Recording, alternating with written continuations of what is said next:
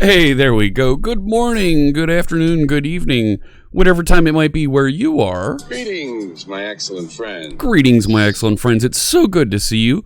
Today is October 23rd, 2019. My name is Jeff Fritz, and we're going to write a little bit of code today. How's it going there, chat room? How's it going? Got a couple of tweets out there.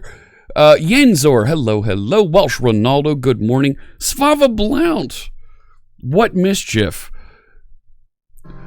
We're going to be tuning Blazor applications today.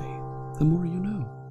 Okay, and that's why I've got the Blazor hat on today. The white, I know it washes out a lot here, but we're going to have some fun today, let me tell you. Hugo, howdy. So good to see you. Killer Coder PT, good afternoon to you. Faux Lewis, hello, Caparino. Good to see you. Angry Little Hamster, hey, it's C# Fritz. Love the hype bots. Love the hype bots. It's No Donut Wednesday. What? What? No Donut Wednesday? How dare they? What kind of a world do we live in where there's no donuts for Dee Dee? Someone fix that. Can somebody fix that? Can we make something happen there? Yep. There we go. See, we've got folks ready to work on that. Time to blaze some new trails. Absolutely. Tacos already for John Calloway. Thank you so much. Appreciate the tacos. Jason21 just resubscribed for 4 months. Thank you so much for the resub, and we'll make donations like we are for all of our subs, all of our cheers. The St. Jude's Children's Research Hospital, all October, November, December. we're going to be making donations on behalf of all of our folks that are supporting this channel to St. Jude's Children's Research Hospital. Thank you so much. Love the hype. And, oh, shoot, I don't have... Hang on. We got to do a thing here. Can you give me a second here? Angry Little Hamster? Angry_little_hamster just resubscribed for 3 months. Hello, hello. Thank you so much for that resub. I wanted to put... Give me a second here. I got to do a thing. We got to do a thing over here.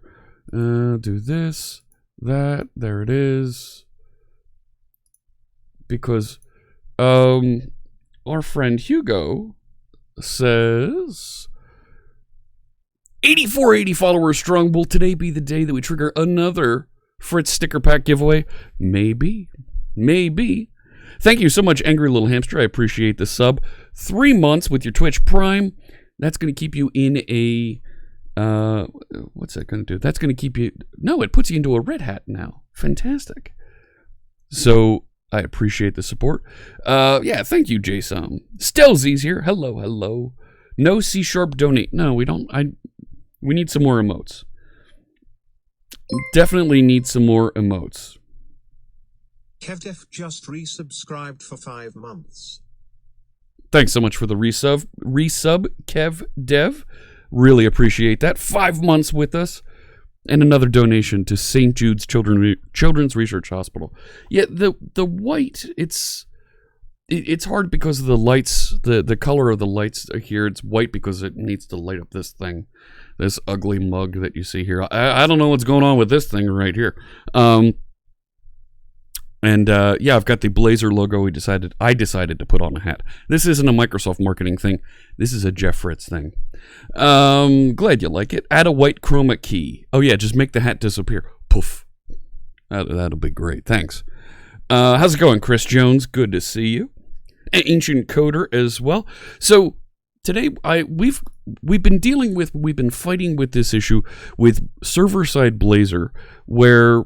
And this is the Blazor components running on a server and being sent down to attached clients using SignalR.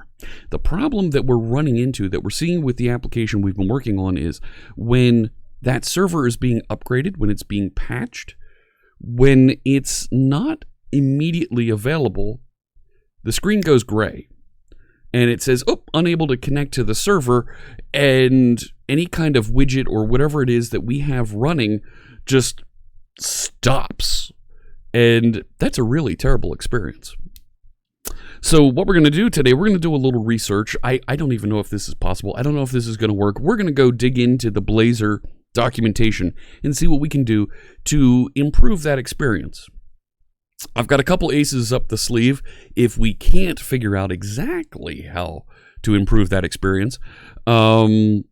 But I hope that we can make this work with just using the Blazor features and capabilities here. It's not a gray beard, it's a dark beard reflecting white light. That's right. It's a dark beard reflecting white light. And now we know. Ponek says, I have a problem. Could you help me? I don't know. Can I help you? You're welcome to ask a question. If it's more involved, if it requires a little bit of code writing, I'm going to redirect you over to our channel Discord, where some folks are hanging that can take a look a little bit further at those questions, and it's a little better format for that type of assistance. So, let me get some music playing here in the background. Of course, we're going to play some music to code by. At some point, I want to shake it up, find some additional music here. I do have what's it called? I do have Pretzel. You know what? Let's do some let's play. Use Pretzel Rocks today. That's not a bad idea. Come on, run. If it opens. Hello. Where is Pretzel Rocks? Here it goes. Yeah. Sign in with Twitch. Ugh. Give me a second here. We'll start this, and I'm just trying something different.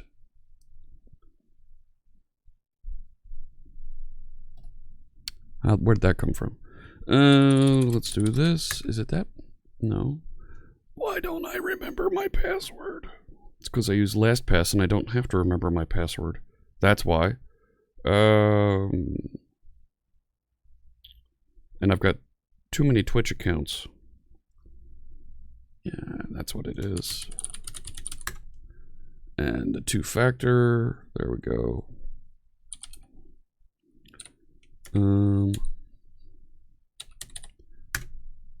Let's see how this works. Binary Chef has arrived. So good to see you. Thanks so much for tuning in. Yeah, I'm going to play just ambient music here in the background.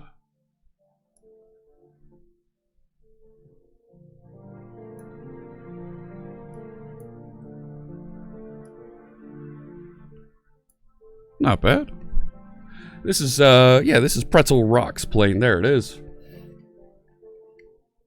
Let me know what you think of the music. We're going to give this a try today, just to shake things up, so we're playing something a little bit different.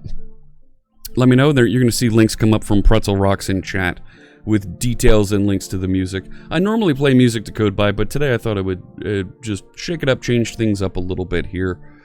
Let me know if that's too loud, not loud enough. I feel like it could go just a little bit more. Oh wait, why am I setting... I can do the thing over here. Oh my gosh, JAF1021 is here. Hey Ma! We get some meatloaf! We want it now! The meatloaf! What's she doing? It's the right time for meatloaf. Doing. It's always time for meatloaf. Thanks so much for tuning in, Mom. You used Pretzel Rocks the other night, says Binary Chef. Yeah, it's pretty good.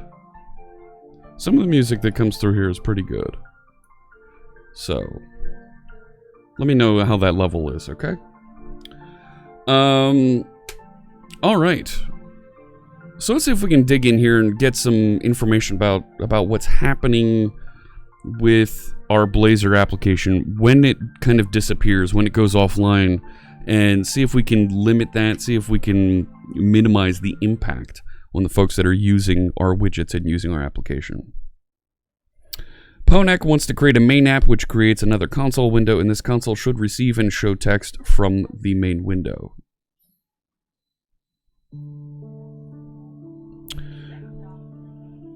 Yeah, you're gonna need to take a look.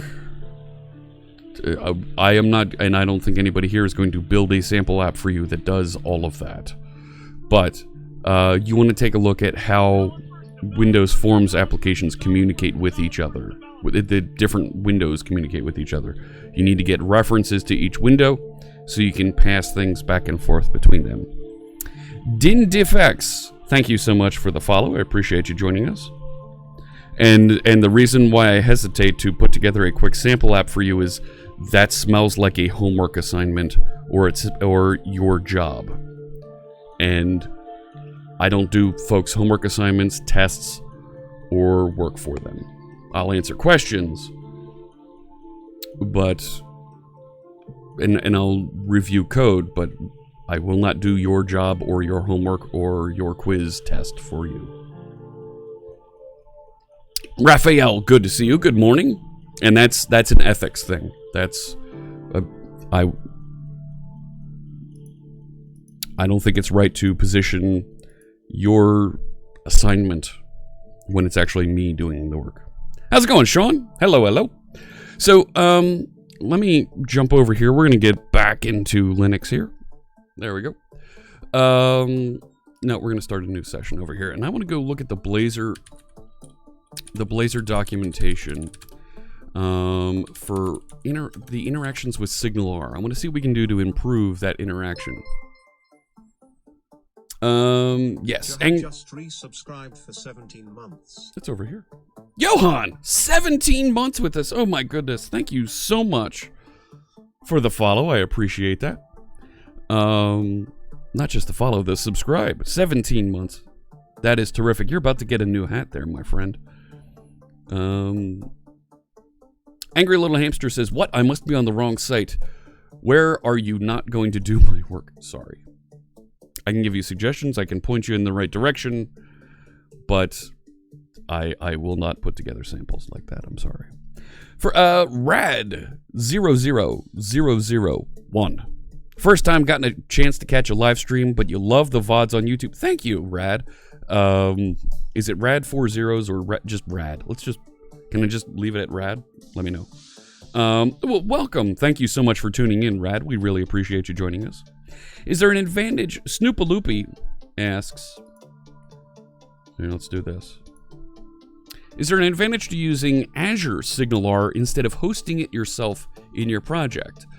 This is a really good question because Azure has a SignalR service that will help you scale your SignalR interactions. So let's back up. That's a lot there that's going on. We need to unpack. SignalR is a technology that lets you push content from server to client. Push. When an event happens on the server, you can send a message to all the clients. And those clients could be web pages, mobile apps, desktop applications, IoT devices.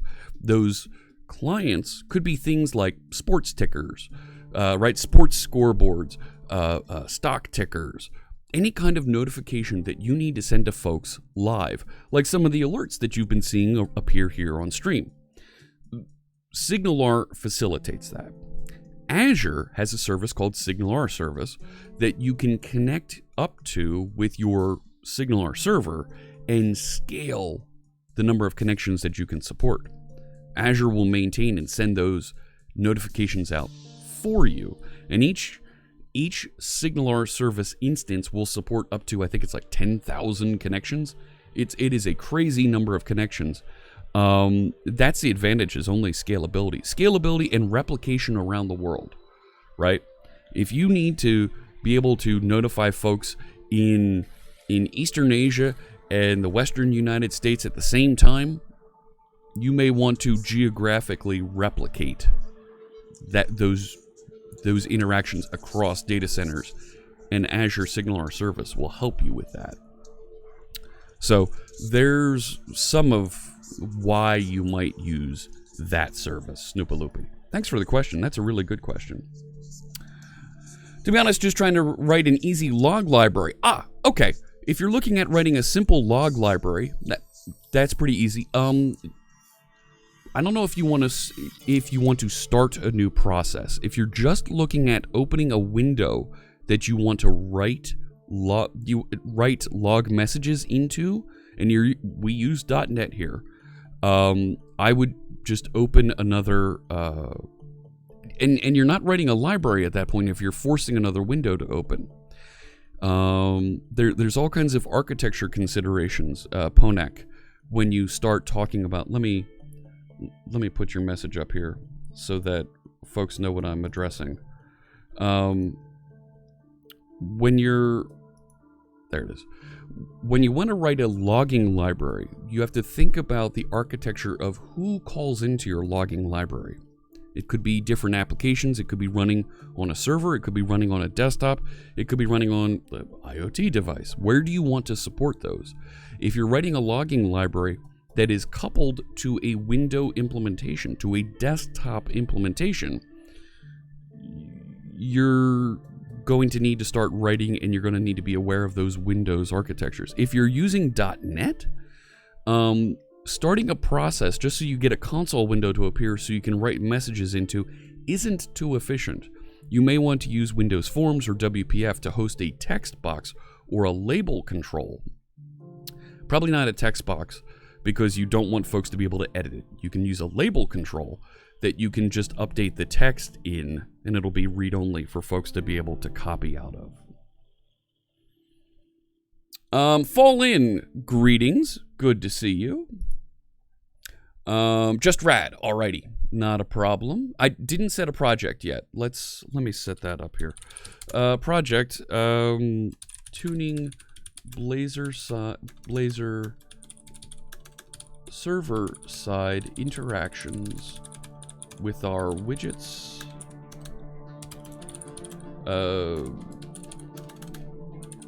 source code at... That's getting a little loud.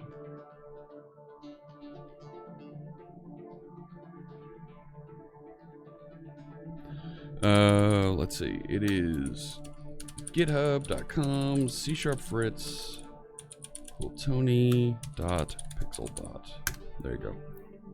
Let me continue reading here. Fallin asks, can you please teach me what's the common way to run .NET Core app as a daemon in Ubuntu so the app can run after system reboot? As for now, I'm using Supervisor, but you got a bad feeling about it. I can answer that question real quick here. You will see, right, deploy ASP.NET Core to Linux, and you'll see this. In fact, I even wrote a blog post about this. A bunch of folks have written blog posts about it here. This is from Sarab. He's on the ASP.NET Core team. Test the app. Configure a reverse proxy server. Use a reverse proxy server. Forwarding the headers inside of your application. Configure. Install Nginx. Yes, you know how to install Nginx. But here we go. Create the service file. So there's stuff here to create the service file and launch and run as a service inside of... I think this specifically targets Ubuntu, but right, using systemd. So let me copy out, where is it? There, this one. That's not it. That's not the right link. Son of a gun. Yeah, that's a link to dev intersection. Oh. Right, that should have... Oh, wait, you know what? It took me here, and then I need to copy that. There you go. That's the right one.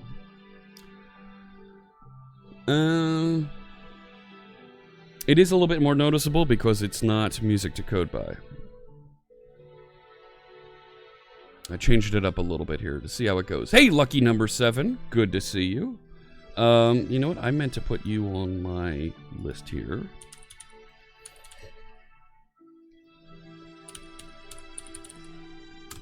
Right? I didn't spell it right.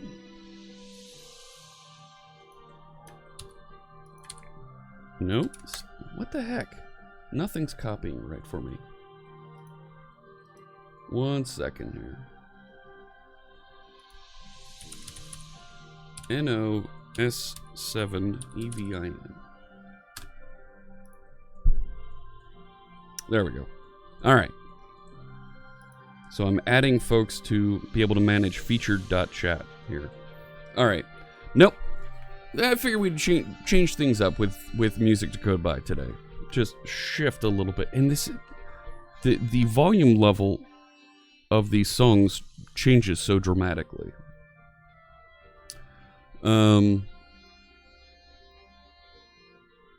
See, now is it too low? I think it's a little low. Okay. You got the idea. Fantastic. All right. Here's a quick question from BH Gaming World. Using Xamarin.Forms. I need to be able to OCR an image. I got it working with Microsoft Cognitive Services, but ideally I would like to do the processing locally on the device. The device might not always have an internet connection. Any ideas, or is it more of a James Montemagno question?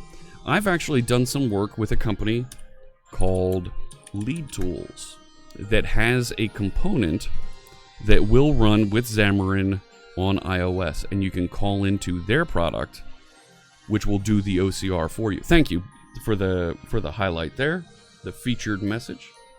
I appreciate that. So, yeah, James definitely has the inner track on doing any kind of Xamarin thing, but these folks provide a component that will do the OCR for you on the device. So I would encourage you to check out Lead Tools. Let me put their link there in the chat room so you can grab that. Thank you so much. Appreciate the question. All right, so we're trying to take a look at some of the Blazor documentation. Yeah, Lucky Number 7 helps out with that. Featured chat. That's his capability there. His service. Very cool stuff, and a bunch of us are trying it out and really enjoying it. Looks like my audio is falling behind again. Oh, man. That's annoying. Like, that's really annoying.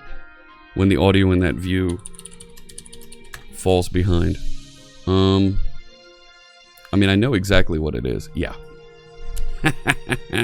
Yeah. Give me 1 second here to restart that. There we go. Yep, I know.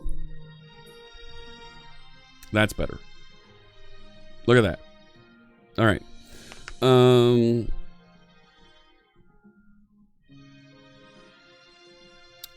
Nope, no music to code by today. Nope, we're trying the little Pretzel Rocks and their ambient station to see how this works for us. So we're looking at how do we tune and right, do server-side Blazor. I just want the Blazor documentation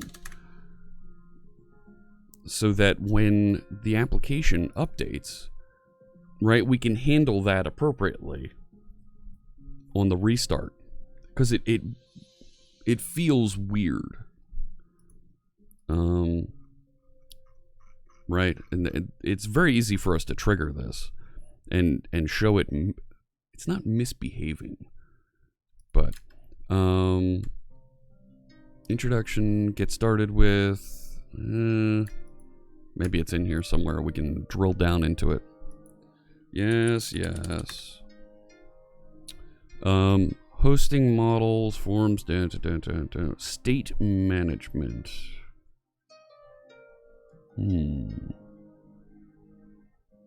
Advanced. Is there anything down here?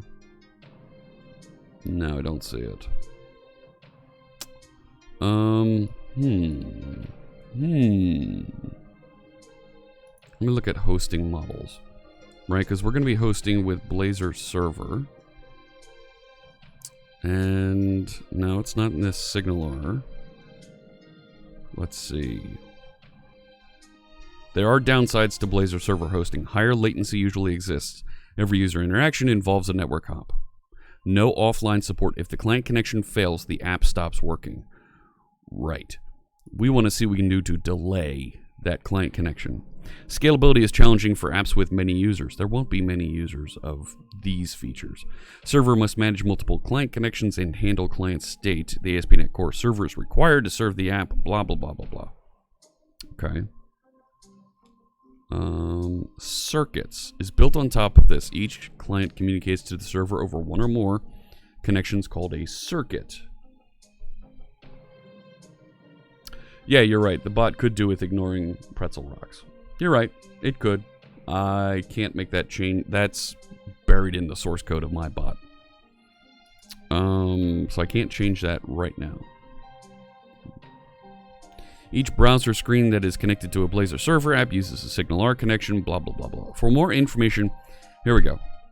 Blazor considers closing a browser tab or navigating to an external URL a graceful termination. In the event of a graceful termination, the circuit and associated resources are immediately released. The client may also disconnect non-gracefully, for instance due to network interruption, or we've recompiled the application. Blazor server disconnected circuits stores disconnected circuits for a configurable interval to allow the client to reconnect. So let's take a look at this. Throw me a frickin' bone here. Let's see what we can do to figure this out. You know what? I'm going to turn that down just a smidge and turn it up over here so that the sound effects are louder. Oh no. Throw me a frickin' bone here. That's a little bit better. No, hang on. I need to find an appropriate retort here. You have no idea what you're dealing with. Fierce Kittens is here. Z Lucient asks, do you know of a way to make async main work with stat thread? I've relegated to either making my main void or opening new threads in other methods that hit the UI.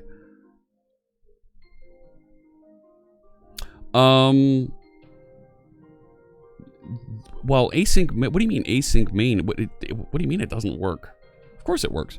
That's a feature that was introduced in C# 7. I believe, right, it's async void main. Right, this should just work, right? Async task main. C# 7.1 and newer. It should just work for you, Zlucient. What's the problem that you're having? Your UI thread, you do have to send messages back over there to a UI thread bound, to a user interface thread, and have that properly paint the user interface. You can't update the user interface from off the thread. So, Killer Coder PT points out, just 17 away from 8,500 followers in our next giveaway. Actually, it looks like some folks have been tinkering here, and we're at, if my number is correct over here, 8481 is what I'm seeing. If I make my main async and then call a dialog box, it errors on the thread. Well, you have to call the dialog box on the same thread as on the same UI thread. So, right, you can't just create a new dialog box when you're asynchronous from it. And if you're working with the user interface, you probably don't want to have your kickoff, your application start, run asynchronously. You probably want to do want the start of your application to run synchronously, and then hand off to asynchronous methods from there. So if you were running a console application or a service application, makes perfect sense to have an async void main there. But running a WPF application or a Windows Forms application, you don't want that to be running the entire application to run asynchronously. You want pockets of it to run asynchronously, right? You want to start up a background service, so at which point, right, you're going to start a task and have it run in the background from within your void main method. Let that run in a loop in the background synchronously to the rest of the application. So, yeah. So, it's so good to see that our friend Fierce Kittens is so happy to see that we're using JavaScript today. No, we're writing C# that runs on, well, it runs on the server, but it could run on the client because it's Blazor, and everybody loves Blazor. Yeah, see, that Killer Coder PT understands how this works. Because horses love JavaScript. Do this, do that, and that gets updated, and boom goes the dynamite. Darn work calls. I know, right? MP3 Chaos. Thank you so much for the follow. I appreciate you joining us. All right, let me go over here. All right, so looking here, reconnection to the same server. This is the problem that we're trying to resolve is how do we keep our user interface from turning gray, right? From getting this bad experience when highlights. Hey, look at that. Messages from Firefox. That's right. Go away.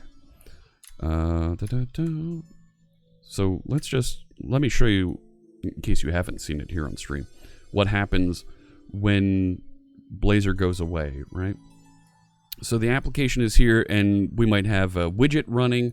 Well, if something changes inside of our application, or if we redeploy, so I'm just going to save that so that .NET is recompiling now. It's killed the service. This happens. And for an always up service, That's a terrible experience. That it immediately, and then this thing happens. Try reloading. All right, try reloading.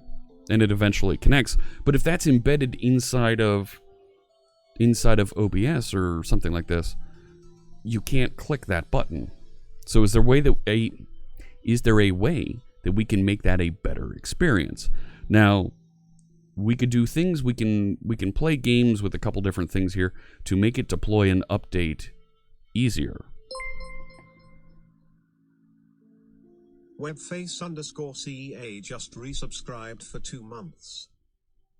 Thank you so much for the resub. Oh my gosh. Heather! You're not going to read that? Come on, Stream Elements, read that! You make me sad. Heather Reed, thank you so much with the Heather Raid joining us.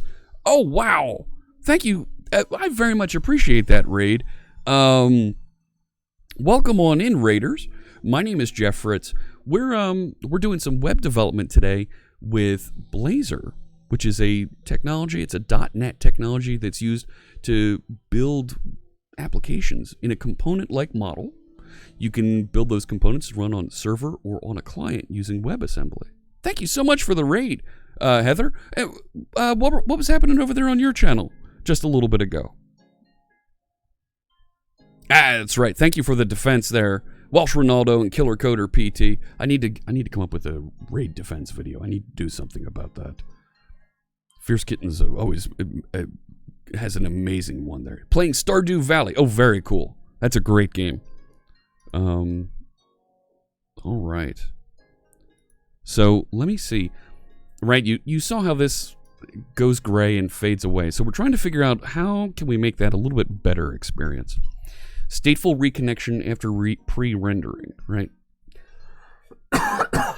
So when the client connects to or the connection has been lost, the default UI is displayed to the user while the client attempts to reconnect. If the reconnection fails, the user is provided with the option to retry. To customize the UI, define an element with components reconnect modal as its ID in the host CSHTML Razor page. Okay, so we could define this object to appear while it's reconnecting. The client updates this element with one of the following classes based on the state of the connection. Thank you for the follow, Rope Blade. I appreciate you joining us, and I look forward to seeing you in the channel. We need a security badge for this. We do? I don't know. So it'll apply one of these classes, right? In CSS classes, that's a way for us to change the appearance of something. Reconnection failed, probably due to a network failure. To attempt reconnection, call window Blazor reconnect. We could do that. Thank you for the follow, Ajay Bajad. I appreciate you joining us. Look forward to seeing you in the chat room as well. And that number is climbing slowly but surely. Did I not save? What should the number be there? I'm seeing, because I want to make sure I kick off the giveaway when we hit 8,500 at the right time. It should be 8480. Well, now 8485. Thank you for the follow, the Invis Gamer. Welcome. I look forward to seeing you in the chat room. You mean the marshmallow things, not the white stuff? No. No. Okay, so we have different ways that we can handle this, right? Stateful connection after pre-rendering. Blazor server apps are set up by default to pre-render the user interface on the server before the client connection to the server is established. This is set up in the host CSHTML Razor page. Okay. Renders the component into static HTML. Parameters are supported.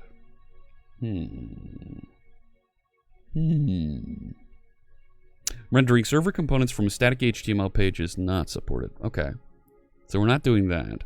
Stateful interactive components from Razor pages and views. Let's think about this, chat room. Stateful interactive components. So, right, when our follower train appears, let me turn on the follower train here.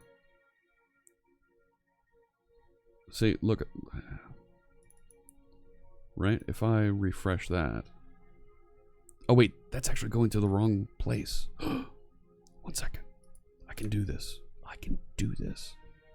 I need to actually kick it off, get it running. And then we'll put it on the bottom of the screen here. Yes, yes, log in as me. There it is. So I'll go into my configuration. I'll say join the channel. So now the user activity train should be available. Let me grab the appropriate address for that. It's going to be this one. Copy the link.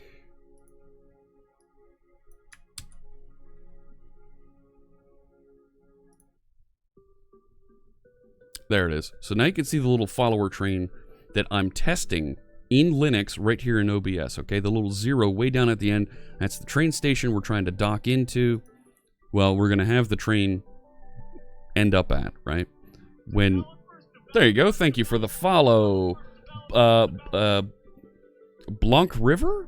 White River? Welcome. Thanks so much for the follow. And you just kicked off our little train here that's going to head towards that little one train station down on the other side. And the problem, right there, so there's, I think there's 2 or 3 problems here. It doesn't remember the state. And this thing goes gray when we get disconnected, right? So if I do that same thing over here, yeah, okay, fine, go away, right? And force it to recompile, this happens immediately. There is no delay. It's done. But the animation that's occurring here is all happening client side, right? Maybe we don't receive a message immediately while the recompile is happening, right? Because this is recompiling. Maybe we're redeploying. The redeploy should be just a few seconds.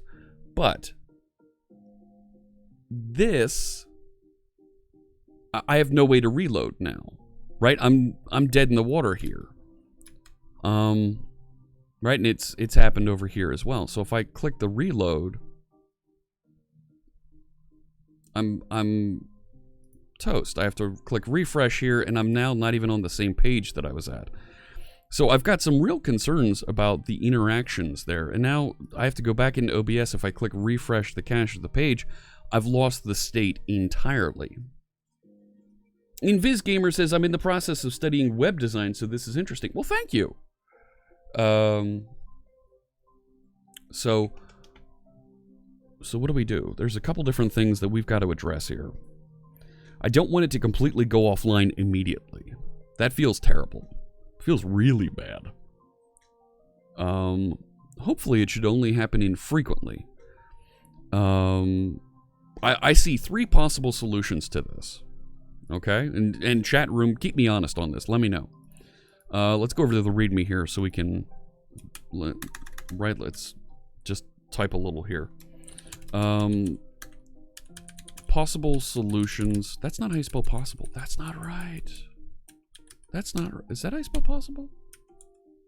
Isn't there a spell check for Visual Studio Code? Can I get some help here? English. Terrible. Spell checker for source code. Yes, please. Catch common spelling errors. Fantastic. Yeah. Give me some spell checking. P-O-S-S-I-B-L-E. Right? Without the... Yeah, that's right. Okay. Possible solutions to Blazor disconnect. Is this because it keeps state in memory, so when the server restarts, it throws that out the window? That's one problem. You're right, Ninja Ola. That is one problem.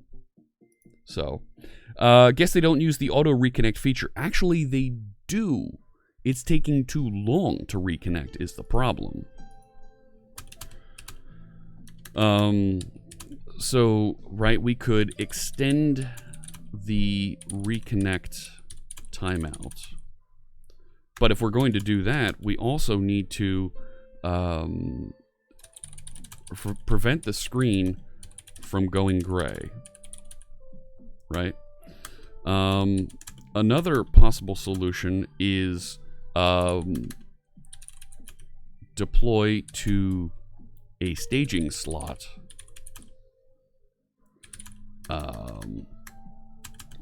when we're in production space. Swap slots when the application is running. In which case, we still lose the in-memory state of the application. This is a problem.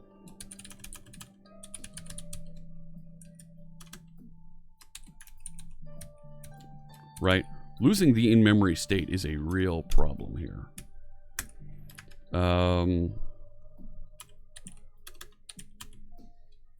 Or we could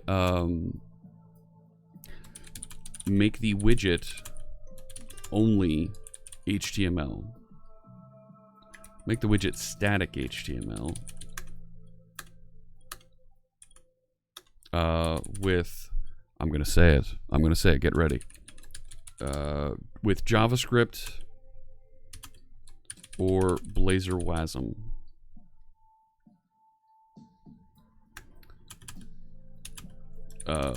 This might be the most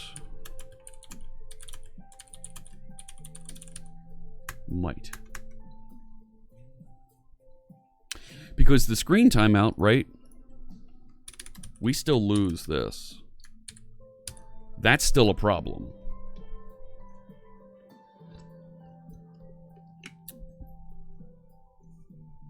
I should switch to TypeScript and then I won't have that problem? No, I'll still have that problem. Still have that problem. Lucky number 7 says, I agree with the audio ping option when needed. Yeah. So there was a discussion. Uh-oh. See, I think my video is going out of sync from my audio again. That's really annoying.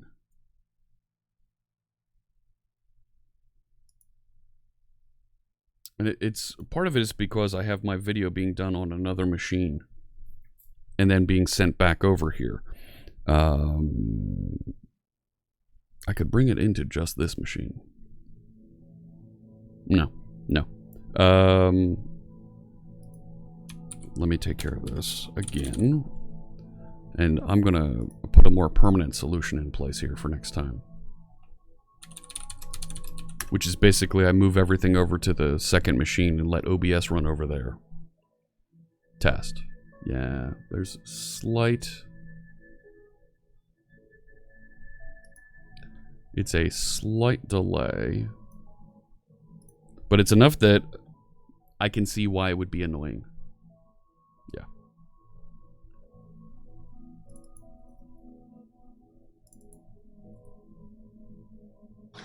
Let me add some value. Carrie! Holy crow. Mischief managed. Mischief managed indeed. Thank you so much.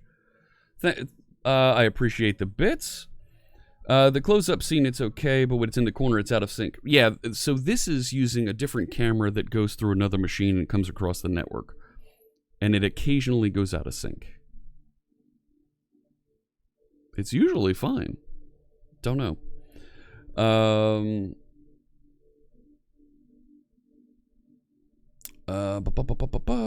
Aka has persistent actors. Yes, that could help with this situation. Could. I will take that as an item here to investigate. Persistent actors. Needs more research. Because Jeff doesn't understand this tech yet. All right. Well, and Carrie, with that, with those bits, I'll make another donation to St. Jude's Children's Research Hospital. Smab can't stay long. Thanks so much for popping in. It's a limitation of the circuit on top of Signal R. Yes, that's right, Piano Boxer. Yes, Piano Boxer. Say it right. And I've started saying about lucky number 7. See that? Look at it. I'm going... What the heck? Why is my... I wonder if this is Pretzel doing this.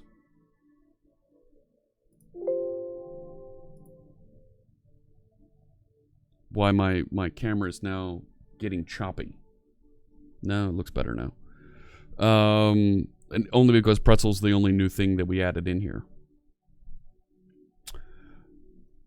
Time to reboot the camera. Nah, it's not quite the same as that. But to Lucky Number 7's point, when featured chat pops up over there, as the broadcaster, if a moderator puts something up there, I don't know that it's up there. I need to know to go and look at it. So, yes, this is a markdown thing. When I look at this now, if I were to view the preview of the markdown, where is it? I forget where the preview is. There's a preview button here for this. Not split the editor. No. Those are GitHub things. Where is it? Markdown, open preview. Right, you use the ones, and if I tab properly, these should appear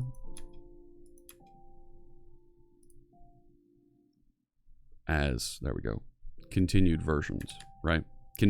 A continuous list here, and I don't have to memorize the count of those things. I can move them around freely, and it'll just restart the counting appropriately.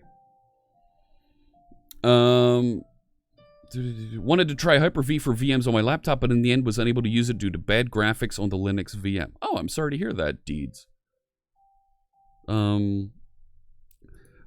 Honestly, what kind of graphics do you really want inside of the Linux VM? If you're doing something graphical, sure, makes sense. Doing something with code like this, who cares? So,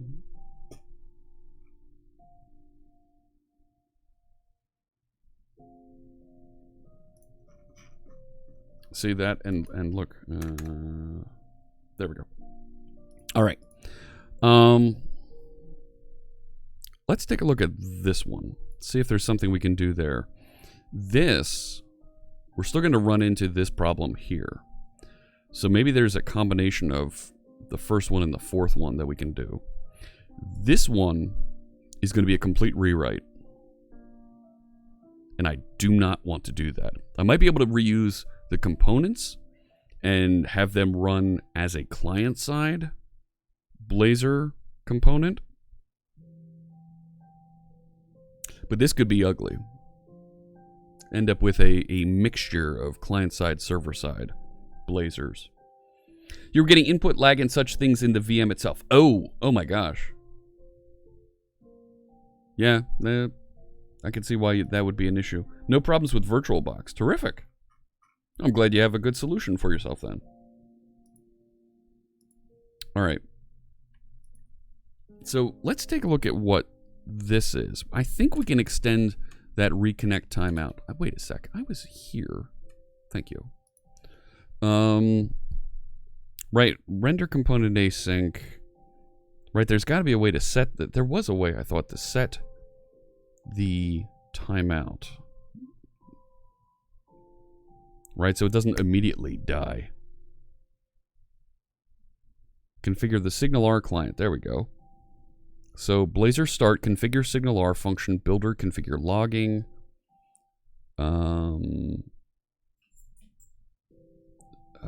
Okay. So I'm function with the SignalR builder is what I think that is. So let's see if there's a way for us to work with that. Akka persistence uses something like Redis to keep the state of actors across the actor system in the event of failure. Ah, okay, that's helpful. I would need to set up Redis then with my application.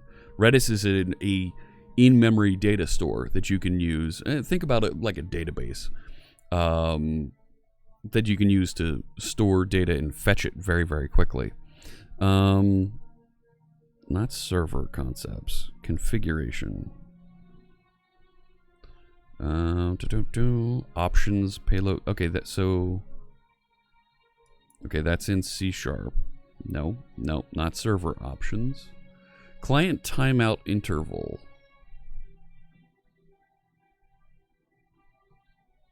Maybe? But that's in the script on the... That's configuring the client. Right.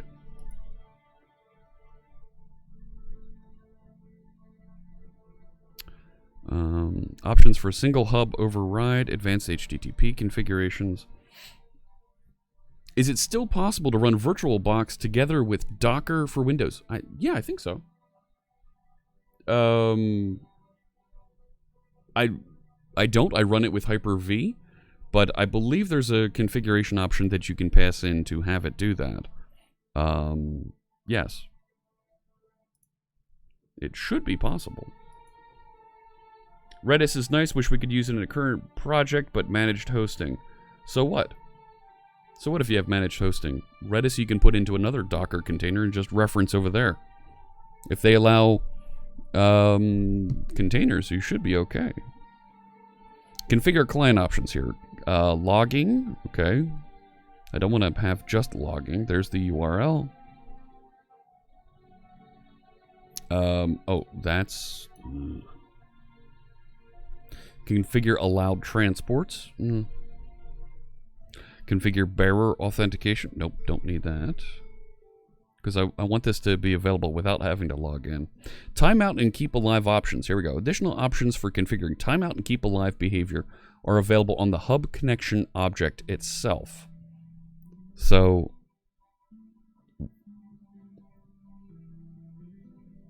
Okay, so is there a combination here of... Where'd it go?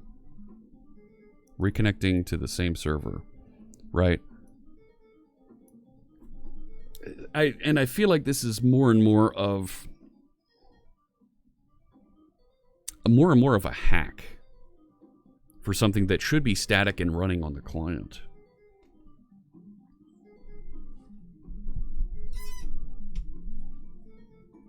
Oh, they don't support Docker on your service. Oh, that's a shame. Okay. Hey, Spicy Condiment. Hello, hello. I feel like this is going to be more and more of a hack. And that's going to be a problem.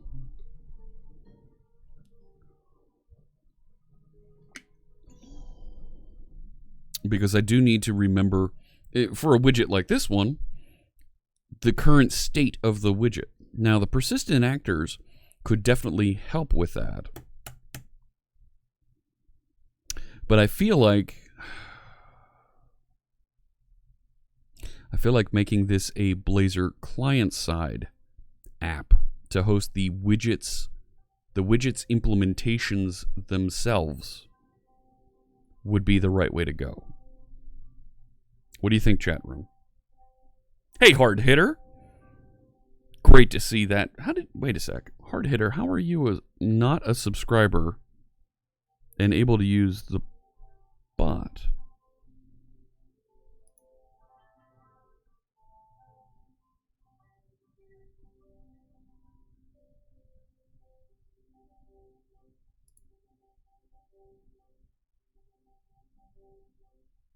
Ah, the Fritz bits. Very good. Congratulations.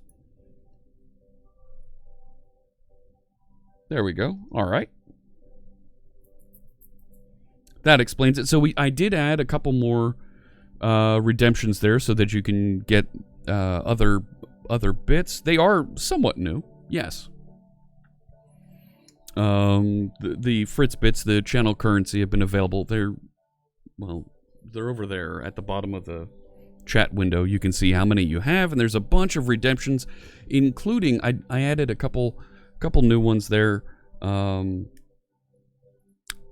will force me to open Windows Live Share now, either as public read-only, public read-write for a limited amount of time, or as private with just you in read-write mode so that you can work together with me live on stream. Fierce Kittens wants to figure out how to tap into using Channel Point's currency. You're not the only one. There's a bunch of us that want to be able to do that. There's definitely definitely a desire to be able to interact with that. It wasn't the same problem with losing connections with SignalR when the host just goes away and needs to start up. Yeah. Yeah. So the question...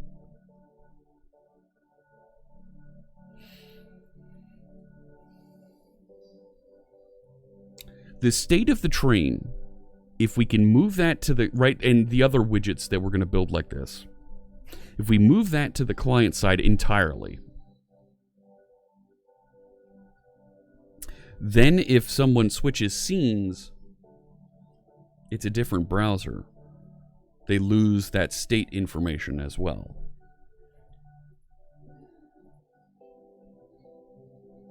Hugo wants to trade all of his bitcoins for Fritz coins. Can I do it? Yes, yes, you can.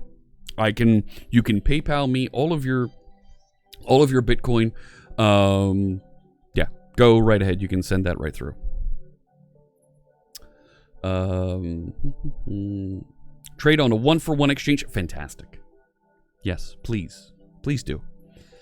So I think there's a combination of server-side state and client-side state that needs to happen here to manage. Oh my gosh, this is so complicated. Who made this so complicated? Oh yeah, me.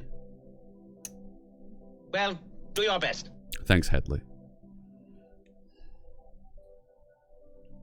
If this was just server-side, think this through. If this was just managed server-side, we'd still run into an issue with the server restarting if it was only stored in memory. If it was stored in a data store, it's the state of some things like this. Like Redis, as was suggested with the persistent Akka actors. Not terrible. I mean, right, and the widgets aren't necessarily running directly against an actor when they're presenting here, right? Go back to my files. So the widget for the train that you see here is presented here. Well, the configuration is here, and there's the model, right? So this is actually making the call, the trigger call, to say, update, make the new follower count appear there. Right? Yeah. When there's a new follower, update the counter and restart the animation. So, yeah, after the server restarts, we need to reset or have access to the same state of the widget. And right, this counter here, right?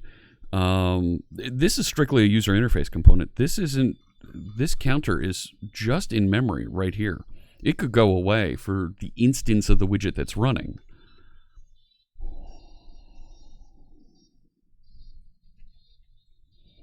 Okay. So if we put it in some sort of a off-service data store, right? And Redis isn't persistent either, right? Redis is an in-memory data store. It could go away.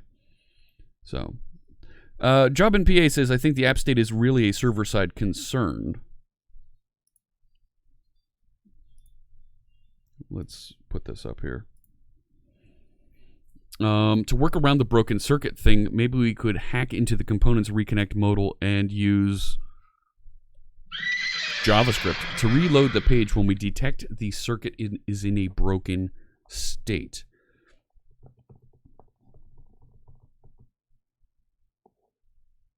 I think we want to prevent the screen from going gray. Redis can be saved to disk at a configured interval. Aha. Oh, okay.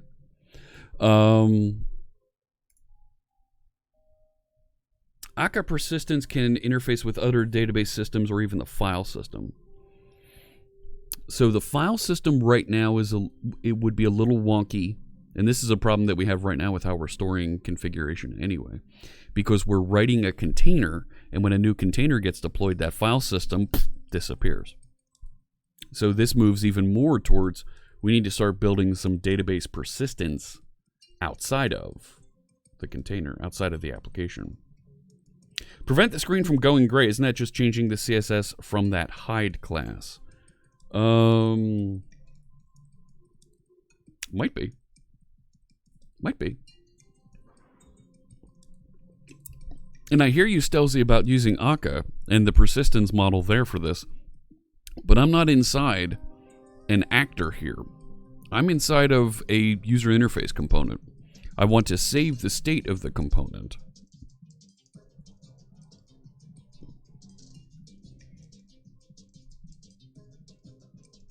Right, which... thinking.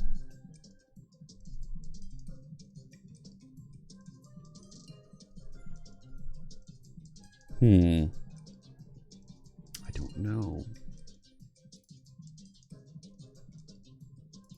This is a tricky issue. Tricky. It's funny how all simple apps are usually never simple in the end. Well, this... we haven't painted ourselves into a corner. We've got the extensibility models here so we can change how this interacts appropriately, but we need to figure out what's going to be the best solution. And this is something that I don't want to rewrite in a month or two. I want it to be done. This is how it works. Done. So we've already got to do a thing where configuration needs to be able to be saved somewhere else. Channel configuration. Not hard. We've already got an interface for that, so we can stub that out. But if in addition to saving the channel configuration, we can persist the state of the widget, we're okay. Activity configuration state. Yeah.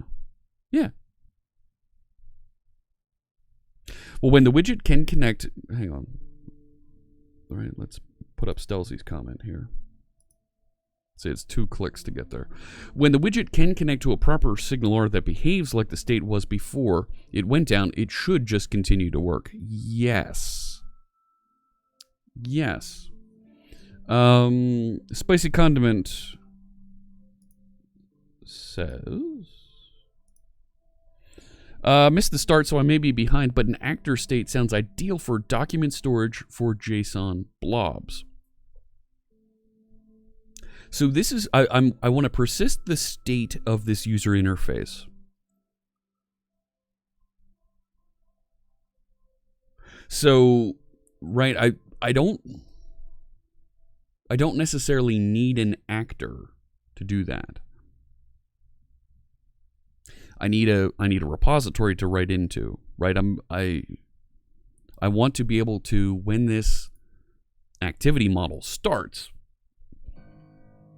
connect to a repository, and as the state of it changes, save it. Thank you for the follow, Zilor. Welcome. Or Ziloro. Zilor Zero. Let me know. Thanks so much for joining us.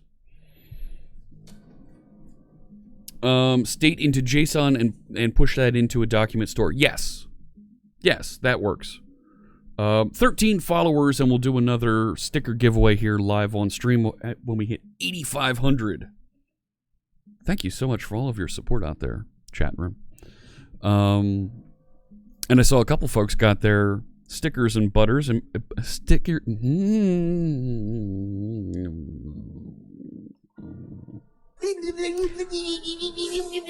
I saw a couple folks, yes, got their stickers and buttons this week. Our friend Rambling Geek got his. Check him out. .NET Bot, Rainbow Bearded Clippy, the cool FritzBot, Rainbow Bearded Octocat, the Live Coders button, Super C# sticker. Yeah, nice. So, oh, you're welcome, Delta JCKC. You're very welcome for the stickers and the button. Enjoy those. All right. Yeah, you would be confused if you received butter in the mail, right? It'd be hard. The Akka persistence also has replay capabilities. Okay. Let's take a look at what's happening, what Akka persistence has for us. Once we figure out how to persist state through the restarts of the server, then we can decide what to do with the component reconnect here.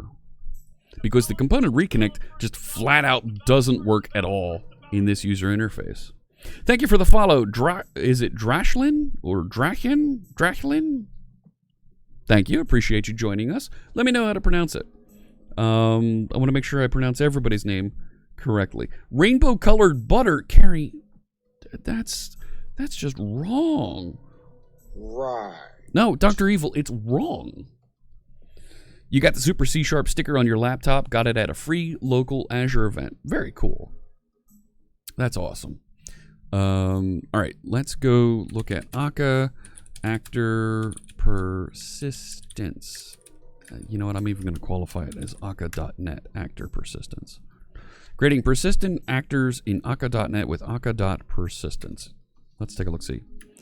So this looks like it's a blog post. Enter Akka.persistence, an entire framework built into Akka.net that's designed to allow you to create actors with durable state that can be persisted on any database or storage system you want. Actors and state. Akka persistence is designed to deal with the following concerns. How do I guarantee of messages between restarts of a process? That's not necessarily what I'm doing. How do I preserve the state of actors between restarts? So I'm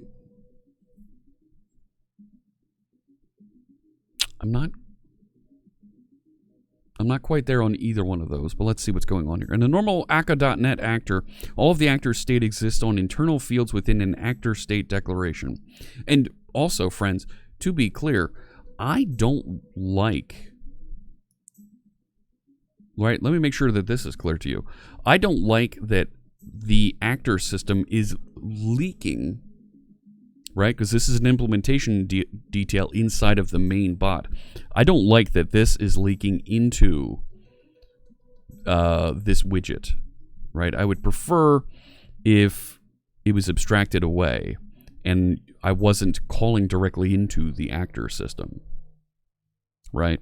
The fact that I need to do this, I see that as a leaky abstraction, right? By that I mean, right, these user interface widgets that are sitting out here in standard features, they need to know that the application is running on top of an actor system. I want these to be dumb user interface components that just listen for an endpoint and say, give me some configuration and tell me when to increment my number. Done. Right? I want to make them just that simple. I love it when a plan comes together. We're almost there. The first paragraph of Get Akka articles, persistence, architecture, HTML. Let's see what we got here that Stelzy's recommending. What do we got there? Akka persistence plugin enables stateful actors. Let me, hang on.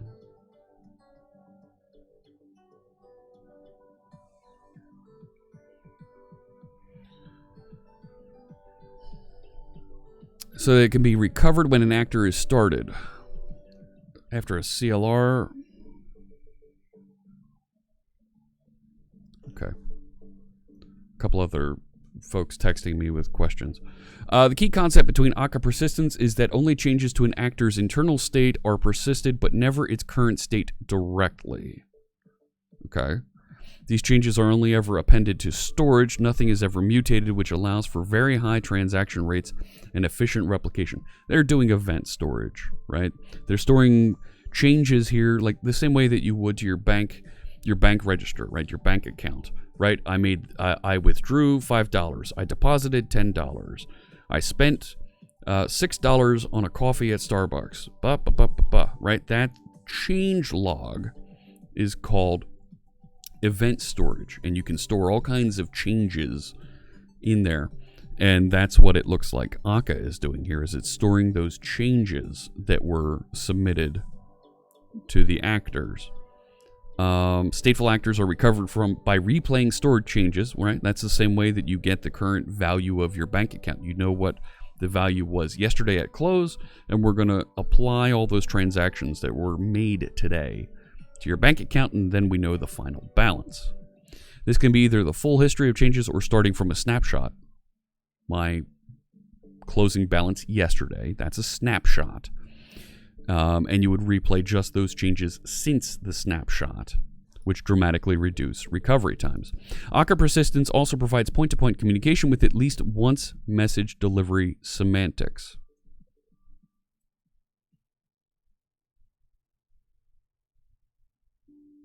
Is it too much?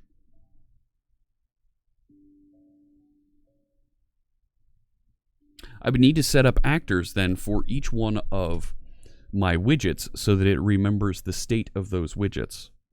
And that comes back onto, I would need to, I'm then leaking the actor information into those other configurations, into those other widgets. And that means that folks that want to build widgets on top of this platform need to know and understand the actor platform, which is an architecture concern that I would like to avoid. Chocolate butter might be good, but strawberry butter? Chocolate butter, yeah, Nutella. Yeah, that's kind of a thing. So, while I appreciate that this will do this, I don't think it's the right solution for maintaining the state of the user interface components. I think we want to build something a little bit more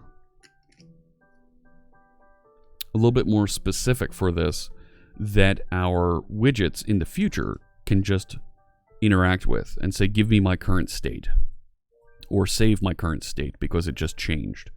I would have to make, in order to use this, I would need to make each widget into an actor.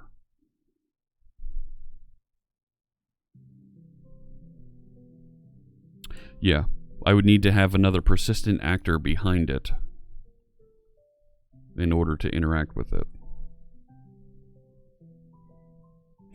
Could I make HTTP API endpoints that do the telling and asking the actor to return this to the widgets?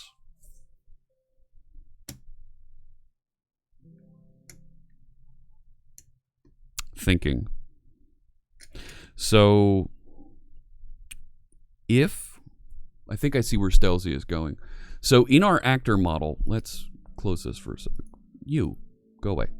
In our actor model hierarchy that we use here for how we interact with the channel and how we do business logic in there, we have a channel actor. There's one created for every channel that the bot connects to. And this will hand off interactions with chat to another round of actors that are set up for each one of the various commands and interactions that we possibly have here. So we have all of these. If we were to have a channel widget persistence actor, and our widgets had a way to call an API that would interact with that actor, that would persist the state of all widgets, that would work.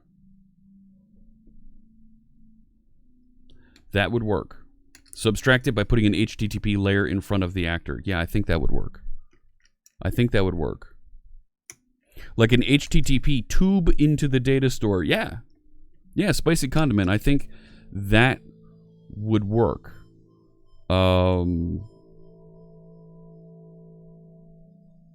So when the... Okay. Let's think this through. So when we would have a widget persistence actor for each channel that we would need to be able to reach in and get. We would need to be able to, whenever the widget changes, send information into that and let Akka do its thing, persisting the change to that actor. Okay. This isn't going to be trivial, but It gives us a way to do the persistence and reloading on a channel-by-channel basis. Let's see, what persistence models do we have here? What persistence providers do we have here? Load snapshot, save snapshot. I don't... In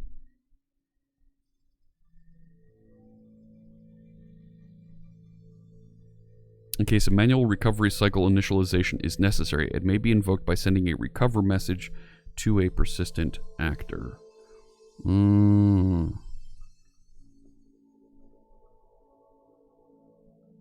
Okay, hang on. Untyped persistent actor. All right, we're getting into some architecture discussion here, friends. Hold on. Hold on there. If you're a beginner, if you're a newbie, let's learn a little bit of this together. So an actor is an object, right, that within our application that we can talk to, we can send messages into. And what I'm seeing here, to make sure we're on the same page, these persistent types of actors give us ways when we send those messages in to that object, right? A message is a command or something, something like that. It will persist that information differently. Let's see what's going on here. An untyped persistent actor is able to persist events to a journal and can react to them in a thread-safe manner. It can be used to implement both command as well as event-sourced actors. Well, I'm literally going to use this as a repository.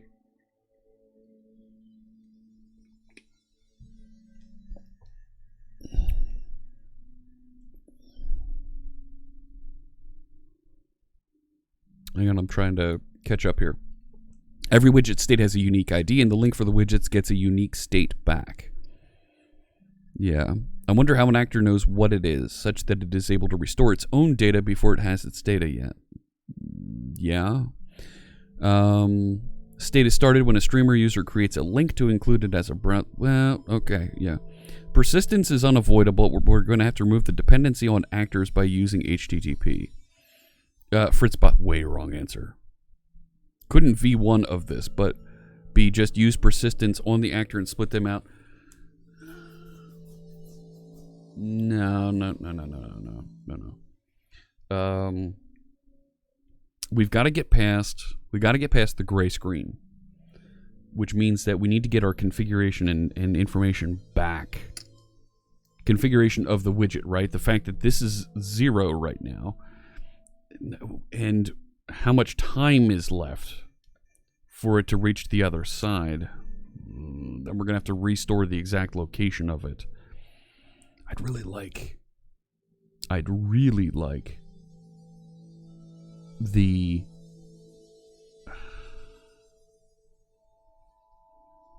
CSS to not change. And I don't want to shoehorn this in if it isn't the right solution. It's not the time left that we really want. It's when should the train arrive.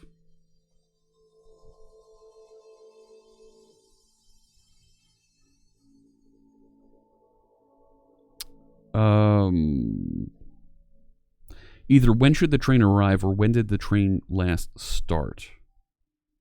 When did the train last start and when did the train...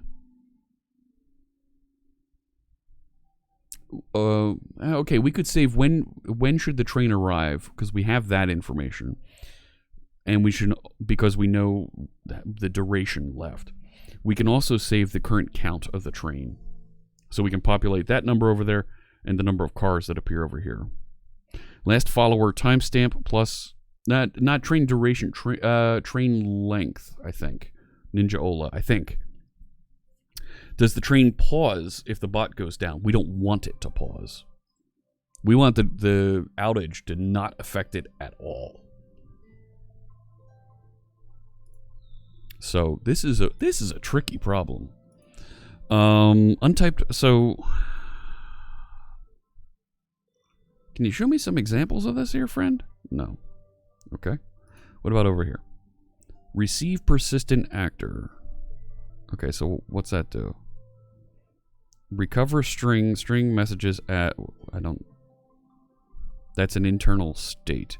Add message to in-memory event after persisting.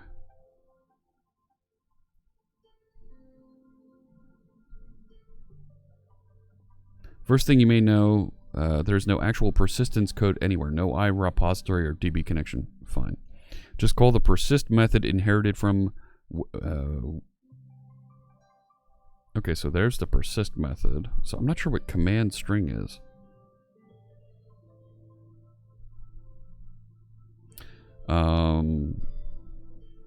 Recover command. Once the actor has finished recovering from its state, it can begin handling normal messages. That's what command of type T is for. It serves the same purpose as receive in a typical receive actor. Okay. In Akka persistence, there are two different ways we can store events and actor state journals. These are event stores that write individual messages into an immutable append-only log.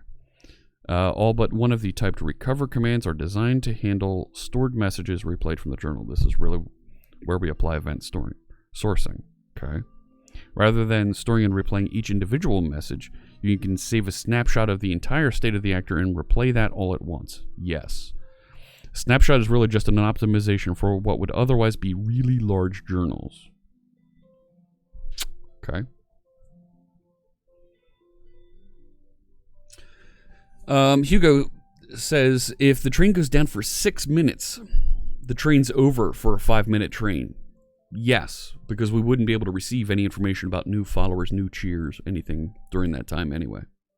These are all the hard questions that such a system requires to be answered to work smoothly and gracefully to go through a server restart event. Right. I want to be able to deploy updates and fixes to the bot without it taking down other folks' channels. Okay, so let's just start writing some code and see where it goes.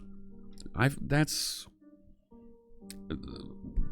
a way that I feel comfortable in exploring and trying to figure something out here.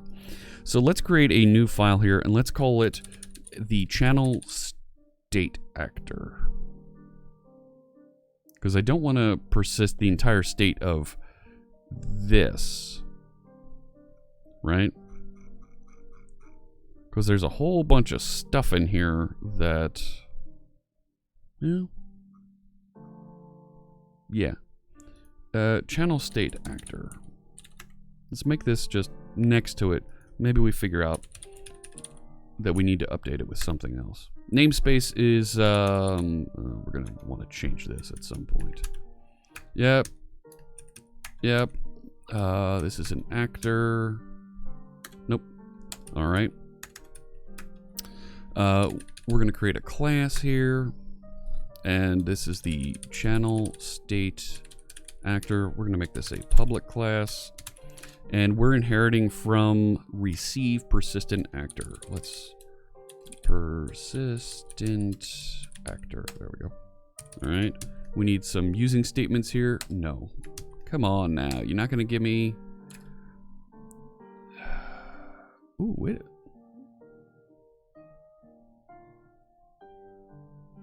Right, receive persistent actor. Receive persistent actor. Yeah. I'm trying to get a using statement here, but no such luck.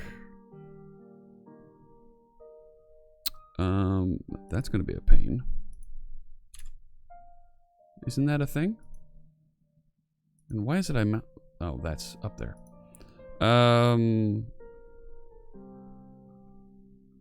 Yeah, receive persistent actor. Receive actor version of untyped persistent actor. Yeah. I want that thing. Give me one of those.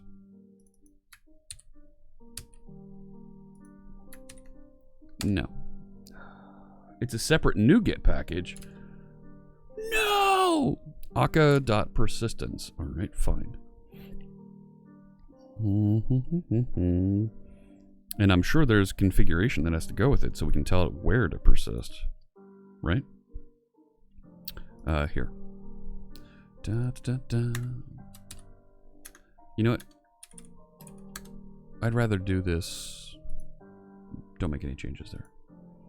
Let's go over here. That.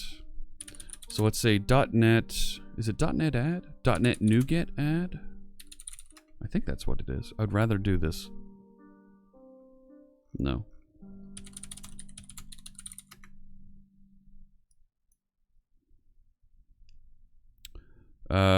Project file to operate on. Package, that's what we want. .NET add package aka.persistence. Go find it there, friend. Fantastic. Look at that. Yeah. Go away. So now if I control dot on that. No. Still don't have it. Don't you know?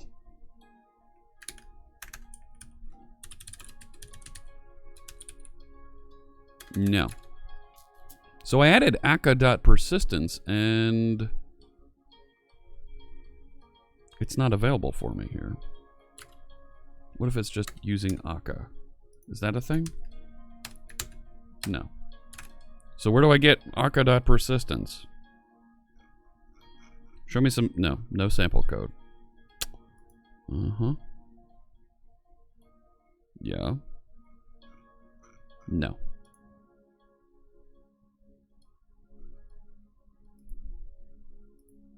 Hello, I'm clicking in Visual Studio Code. Thank you. No. Let's try closing that and reopening it.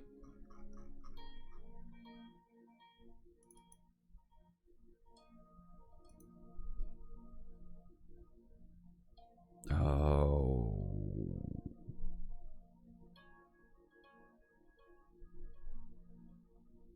It didn't install it. You turkey. How dare you not install that?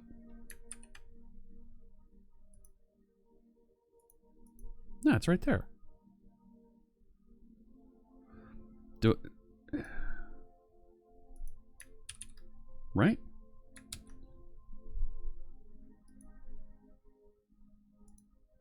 What's the problem that this is happening? Having. Shut up!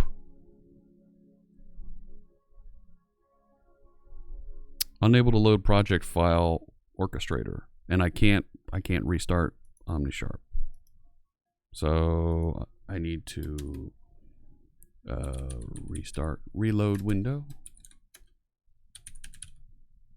That's annoying. Rabbit Man, thank you so much for the host. Appreciate that. There we go. Now we got a green. So now if I go back to, where'd it go? Oh my gosh. Channel state actor, there it is. Now do I have this thing? I got a bar going across. This still isn't happy with me. It hasn't been happy with me though since the Clinton administration. Unknown word. Well, yeah, it's code. Shut up. I'll tell you when I want you to have an opinion here. What's the advantage of using Linux on a virtual machine? Asks Denali D8. I'm trying it out. I'm learning about it. And hopefully, you know, it also doesn't impact all the Windows operations that I have going on the side over here. So I can still have OBS running on this screen over here. I've got Firefox over here with featured.chat running. So I've got a couple different ways that I can go after this. There's also an aka persistence SQLite package that could be helpful. Disagree. This is going to be running inside of a container. SQLite would be written inside that container. So if I get a server restart, the container's gone. So I would really like to find like aka persistence Azure storage.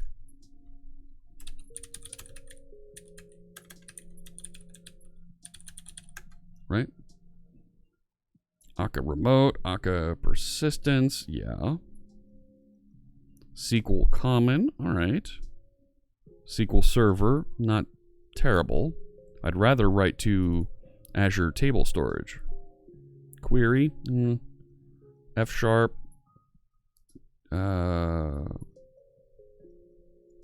Akka Logger, TCK, test kit for persistence actor support, no. MongoDB, oh god, no. I understand why, but no. Postgres, why didn't it find when I say akka.per, oh, well, I didn't spell it right. Jeff, come on now. Okay. There's Akka Persistence Azure. Do tell. Yeah, there we go. Last updated 15 days ago. Looks like it was just written. Beta release. Major leap ahead. It fully implements Akka Persistence Query. Fully implements Akka 1.4 compatible serialization techniques. Some issues with respect to ordering and result sets, and those will be addressed in a future release. Okay. Thank you for the follow, Sam Julian. Appreciate you joining us. I'm going to turn off the train there since it's restarting. Fritz and Coffee. Yeah, there you go. How's it going, Puffy Games? 11 followers to our next sticker giveaway, and I'm going to be signing off here in about 20 minutes. Is this designed for you to host it for everyone, or people host it themselves? Good question, Spicy Condiment. If people are hosting it themselves, if they're running it locally,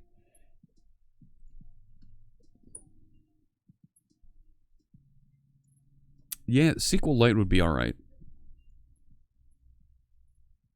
Might be all right. Right, so fair enough. This is two different configuration models. So, okay, you sold me on that. Well done, Spicy Condiment. Points to you. There we go. And yeah. Wait. Let me explain something to you. There's two different models that we're going to end up deploying this into, and being able to swap in those two different versions is going to be beneficial. So let's do .NET add package, and it was Akka Persistence Azure, and I need to give it a preview flag, don't I? Isn't it something like that? Project package name, version framework. I guess I can just give it the version directly.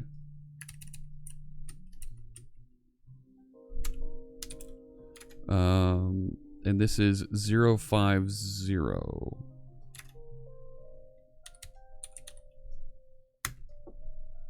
So we'll get that installed, and then we'll go get the SQLite version. Denelli D8 says, I've got the hang of HTML and CSS, but is it worth learning JavaScript? Or just move to other languages like C, etc.? I think it's important that you learn JavaScript because that is the most popular way that folks are writing code to act within the web browser. New technologies using WebAssembly like Blazor that we're showing here are possible. It's not popular yet. Until we reach a tipping point in the next few years, JavaScript is where it's at for building applications in the browser. Those skills are transferable to other languages, absolutely. What happened here? Is compatible with all the specified frameworks. Package added. Restore failed. Wait a sec. It said it is compatible. It was added. Why was the restore failed?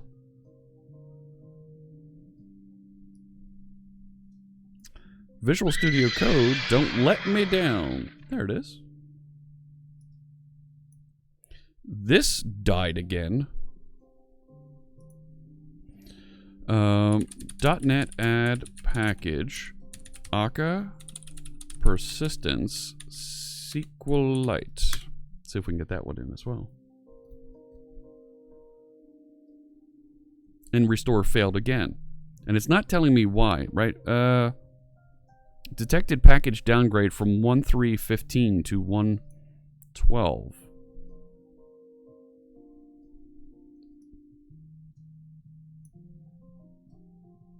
Reference the package directly from this project to select a different version. I did. So, all right, this is suggesting that I need to make this 15. So let's do another .NET restore. There we go. Force that to go. Apparently you've been conditioned too well by Fritz. What'd you do, Sean? What did I do? You can't hold off. Oh, the JavaScript commands. Yeah, it's there we go. All right. So that little bump made this a little bit right. Put it in the right place. Good. So now I should be able to, right? Even I'm not persisting just yet. How do I configure those services? There is no project link here. All right. So how do I configure the persistent?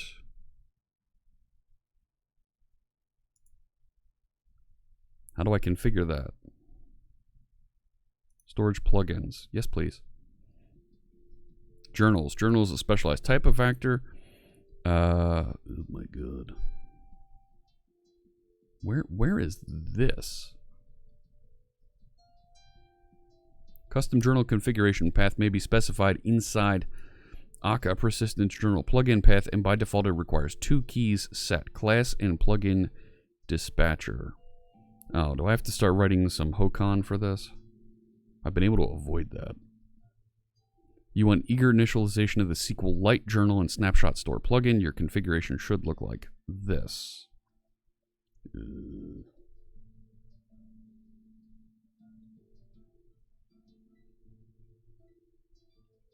Yes, Little Dan45 says, let's put this up here. Little Dan says, I do love Node and JavaScript, but it comes with a few gotchas that you have to remember, like this. Yeah, the this keyword in JavaScript is quickly overloaded and can get confusing because you don't know what this is. As you move from object to object, this takes on a different context. So this looks like I'm going to need to set up some additional configuration for this, right? Akka has this concept of configuration called Hokan, right? Configurations for Akka persistence, yeah. The default Hokan configuration for the Akka persistence, yeah. And need to, oh my gosh.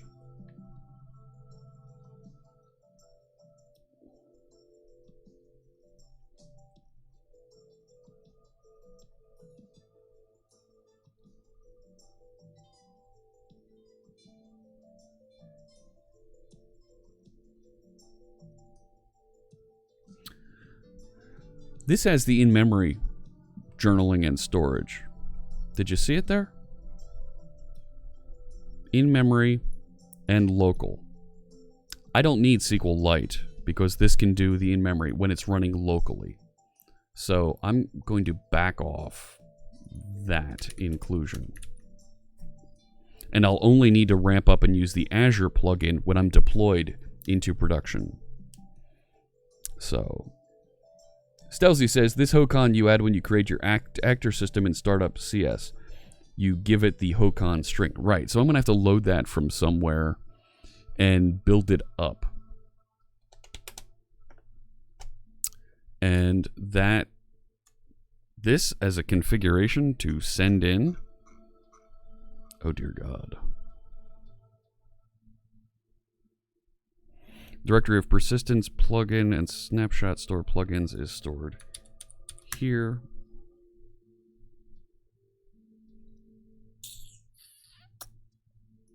Or maybe it isn't.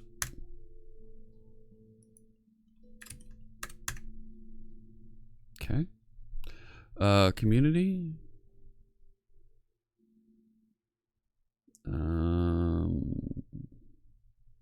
Online resources? Blog posts? No. Courses, podcasts? No.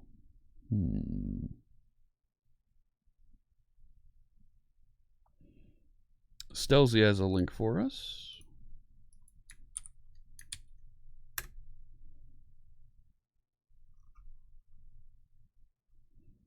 Creates an actor system like this. Thank you for the follow, Sandrogo. Appreciate you joining us. So you're reading from a configuration file on disk,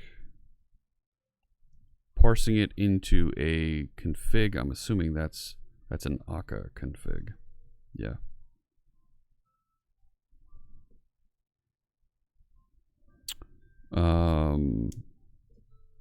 And when you create the actor system, you're passing in the config.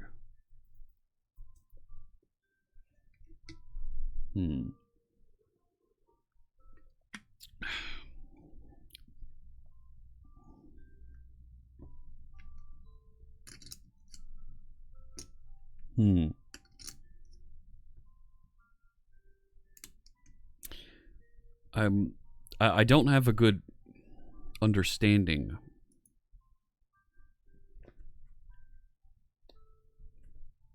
of persisting this. I'm going to write this to disk somewhere.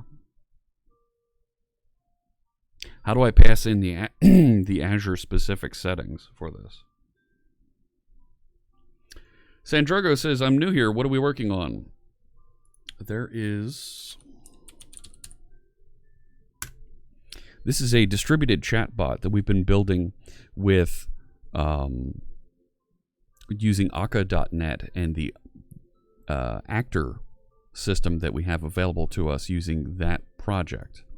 That means that we can build all of our components in a very small modular manner and pass messages between all of our business logic that we have that's going to manage the state of this bot.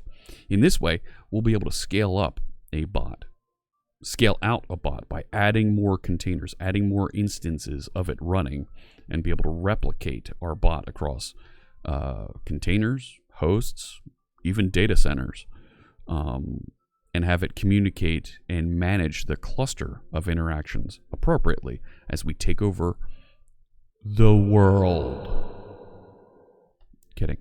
But we do want it to be able to run in a multi-threaded manner without having to think too much about all of those things that are going on.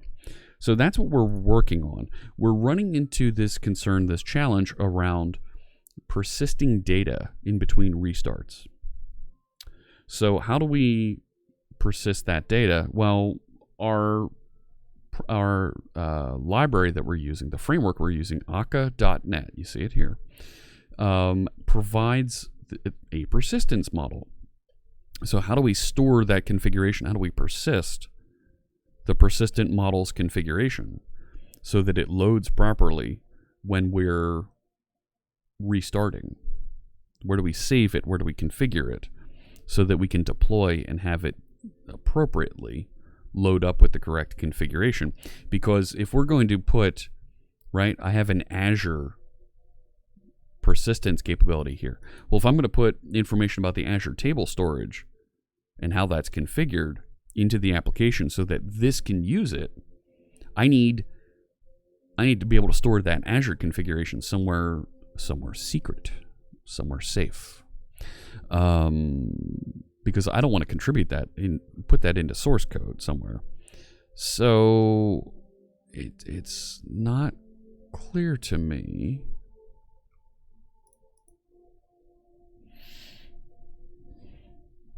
It's not clear to me where this came from and how. I mean, it came from Petabridge. Great. They're the folks that build Akka.net. But how do I configure this? It's not clear. And I don't want to decompile it in order to use it, which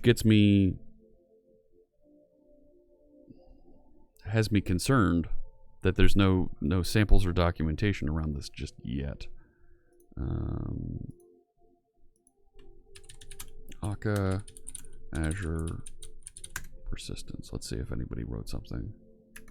Ooh, okay. What do we got here? So this looks like the repository. Oh boy, hasn't been touched in 5 years. Set the tests. Also set up to use a sharded set of storage accounts with up to 16 accounts. Wow. Okay.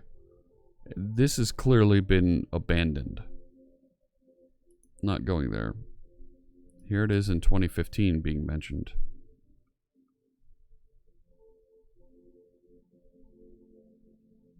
First task is to get it working with Service Fabric. After that, we'll start exploring how we can integrate with Akka Cluster. I see folks debating. Unless someone is willing to pick this up again and bring it back up to speed. Akka Persistence Service Fabric. And it was closed in 2017. So I don't think I can use Azure for this. No. No.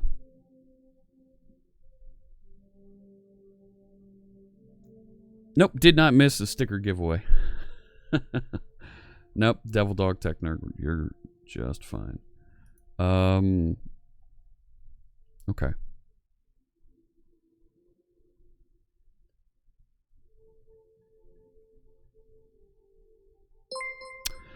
Yeah, I don't think it's going to... Oh my gosh, TBD Gamer just gifted 5 subs. Thank you so much. Look at this. Nope, that's not a sticker giveaway, Calamity Badger. We're looking for followers, not subs. I very much appreciate the subs, and we'll make donations to St. Jude's Children's Research Hospital for each one of those subs. Thank you so much, TBD Gamer, for that generous gift. Reboot Tech, Solid Dude TV, Gigaset SC2, Zultra Lord, and Callow Creation. Congratulations, you just got subscriptions to the channel. That's going to get you 17 emotes that you can use everywhere here on Twitch. That's going to take away all of our advertisements here on the channel, and you get to throw emotes at my face now. Welcome. Thank you so much, TBD Gamer, and congratulations to all of our new subscribers. Stelzy has a link to some more documentation. Akka Configuration Factory load. Let's see what we go. You like Gritty? Yeah, Johan. Everybody loves Gritty. You get to use Gritty as well. Loads of configuration defined in the current application's configuration. App configure, web config. Yeah, while this Akka Azure implementation is Akka.NET and Azure Service Bus integration. I don't want to integrate with Service Bus or Service Fabric. I want to write to Azure Table Storage. And I don't want to write my own plugin to do that, because it takes me completely... I mean, we've spent an hour here just talking about Akka persistence, and we haven't written a line of code. That worries me. That troubles me. That tells me that we're making this too complex. Because I could have written a repository and had this saved with Azure Storage already.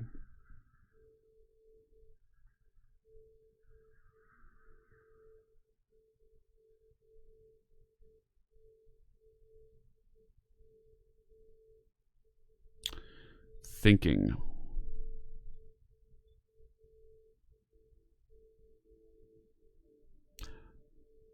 This is too complex, and this doesn't have the services that I need. Thank you so much, TBD Gamer. You have a good day. Yeah, this is too complex, doesn't support the services that I want. I don't want to set up a worker service. Thank you for the follow, Mr. Pythons. I appreciate you joining us. Yeah, this is too complex. We've rat-holed on this for the better part of an hour. I'm not going to go after Akka persistence. It's a great idea, but it's too complex for what I'm trying to accomplish here, and does not have the Azure support that I'm looking for. So I'm going to pass on that. I've got to learn to minimize complexity and make it easier to jump through some of these things. Otherwise, we're going to end up rat holing and never get things done. And I've made that mistake several times on channel here. And Core Wiki, fell by the wayside on this. So let's start simple. And let's build a controller to do state persistence. And we'll have that do something behind the controller to do the state persistence. If Akka persistence becomes a thing later, we can swap it in for the controller at that point. So I'm going to call this widget state. Let's just call it state controller. Did I really create a folder? No, I don't want a folder. New file. State controller CS. There we go. This. Why am I not getting controllers?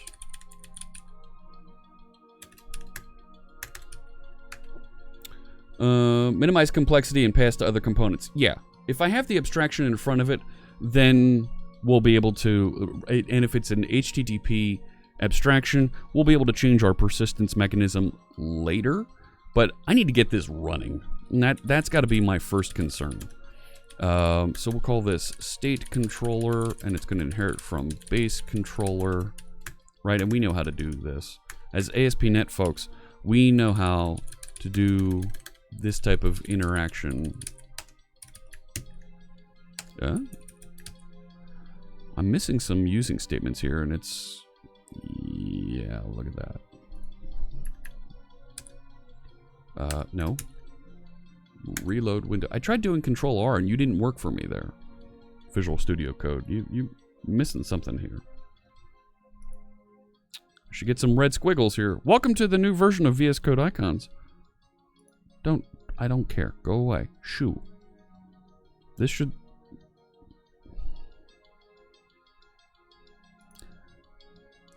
That message pops up all the time. Oh, there's a problem loading projects. It's now a worthless message because it pops up all the time, and half the time doesn't actually mean anything. I get concerned when I see interactions like that. You know? Oh, there's a problem. No, there isn't. I think it's supposed to be controller base. Yeah, that's what I wanted. Good. Yeah, when it does matter, you can't tell. You're right, Daily Disclosure. When it does matter, you can't tell. Right? Kron Kriz says, I know nothing, but I can Google really well. Woo! Yeah, absolutely. You know... But what I do have are a very particular set of skills. Very particular set of skills. I've acquired over a very long career. A very long career of searching Google and Bing and DuckDuckGo, and now I can find code when I need it, where I want it. That's a thing. It's totally a thing. C# and Linux sounds like an oxymoron to me, says Mr. Pythons. No, actually, so Mr. Pythons, for the past, oh my gosh, it's been almost 5 years since .NET Core was previewed to folks. C# .NET Core runs on Windows, Mac, and Linux. Runs extremely fast on Linux. It's the fastest commercial framework, web framework, on Linux that you can use. It's really great stuff. And I hope you see a couple things here that change your mind about it being an oxymoron, and that you see that it's actually pretty cool to use here. So, but to each their own. You know, you're welcome to use whatever tools you're comfortable with, and that's great. This is what I'm comfortable with, and I think it's fun to use on Linux. So. This isn't your Graybeard's Microsoft? No, it's not. So I'm going to put some to-do in here. add get methods to fetch the state of a widget. No, let's actually just right, it's going to return something, and we're going to get string channel name string widget name, right, and we're going to return some state, right, right, http get, right, and we're going to want to go to, well, hang on, this needs to, don't I need to specify the route here? Right? Isn't there a route that needs to go up here? Something like this, right? And I want to have it go to API state, right? No, like that. And this I want to go to, right? It's going to be channel name / widget name, right? So you're going to go API state / C# Fritz / widget train, follower train, and you're going to be able to get your information coming out here. And I want to, let's return OK, right? And maybe there's an object in here that I'm returning, right? And at the same time, I'm also going to need a post. Now the post, I almost need to authenticate. Because I don't want folks that are just out there on the internet to post information. That's going to be weird. From body, right, and this is going to be some object. We'll figure out what that is. The payload.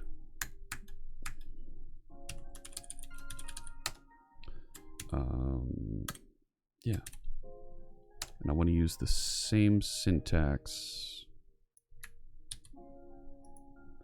here for the location. But we're going to grab from the body this. Thank you for the follow. Vinikval. Welcome. I don't need to return anything. But I need to rate the persistence for these things. Wow, .NET Core is growing up fast. Yeah. Oh, yeah, it absolutely is. I use F# frequently, says Fuel Snable, on my work Mac through .NET Core. Very cool. Not gotten the team to accept .NET Core on production servers, though. It'll get there. It'll get there. With API controller, Akka persistence can always be plugged in later. Right. And Stelzy, the name of the game right now is let's get to MVP. There's clearly a couple things that aren't quite there in the Akka persistence stuff that we can reconsider at a later date. We will have this API facade that we can go through and work with later. We pushed, DevXer says we pushed .NET Core 3 into production almost right away. Really? And how's it working for you, DevXer?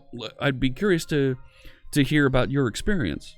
That's something that we definitely want to get some feedback. I would like to get some feedback on. So I now have a state controller that'll be able to do this. I think I want to put like an authorize on this, so that I'm sure that only folks that are logged in. Gosh.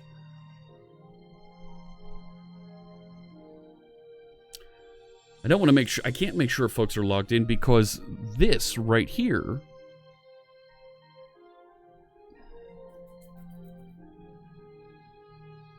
this one will be saving its state, and if it's going through that endpoint, it's going through the public.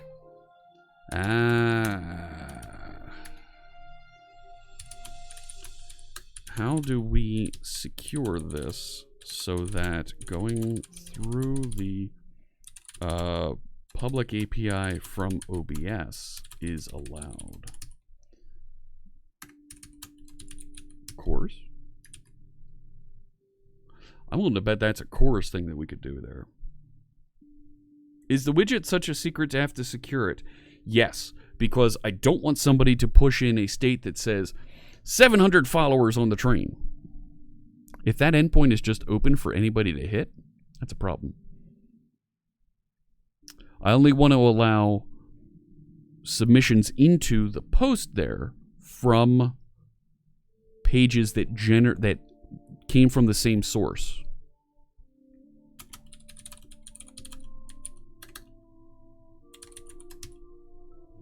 Maybe a URL token or something. Folks will be able to grab the URL token out of this. I think we want same source so that you can't hijack the URL and start posting. Johan B has customers on .NET Core since 1.0, slowly growing it, but depends on the type of project. Episerver isn't .NET Core yet, so maybe that's a limitation, for example. Cool.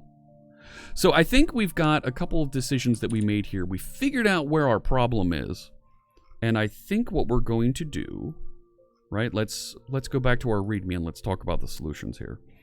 The reconnect timeout. We still haven't resolved this. This is one that I don't think we need to hit just yet. Make the widget static HTML. This one we've eliminated this one because the tech isn't ready yet. But we still need to decide between these. We have decided persist data between restarts using the state controller and an out of memory, out of process, out of container storage service.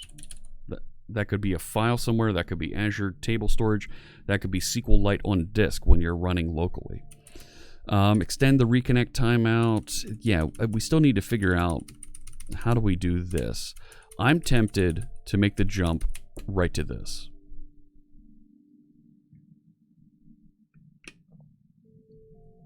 I'm tempted to do that. Because the code that we've written over here for standard features, this is a Razor library. There's nothing that couples this to being run on the server at all. We could load this up in a Blazor client app, install it, and only run as a Blazor client application, call into and activate those components on a page that's specific for the widget. The widget HTML file would allow UI people, me, to overwrite the look and feel. Yes. Yes. Right. If I do it this way, make it a static HTML file that loads the widget appropriately that's been called for, then these components over here get loaded up and executed, and they persist. They present HTML. It still works the same way. Spicy condiment.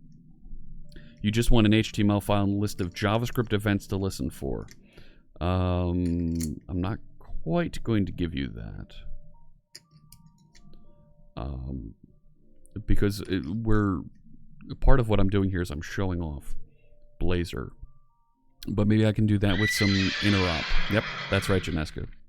So let me save where I am here. Let me do this. Now, shut down the server. Shut it down.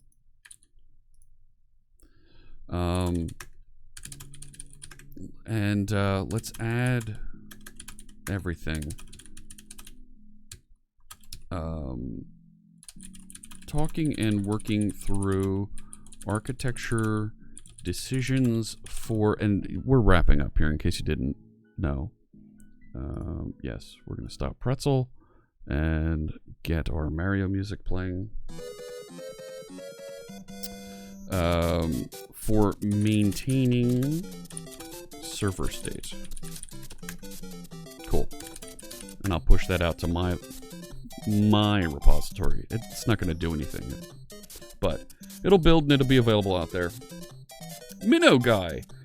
Looking at my how to build and test if not actively streaming item. Yes, that's an item that we've got to address at some point as well.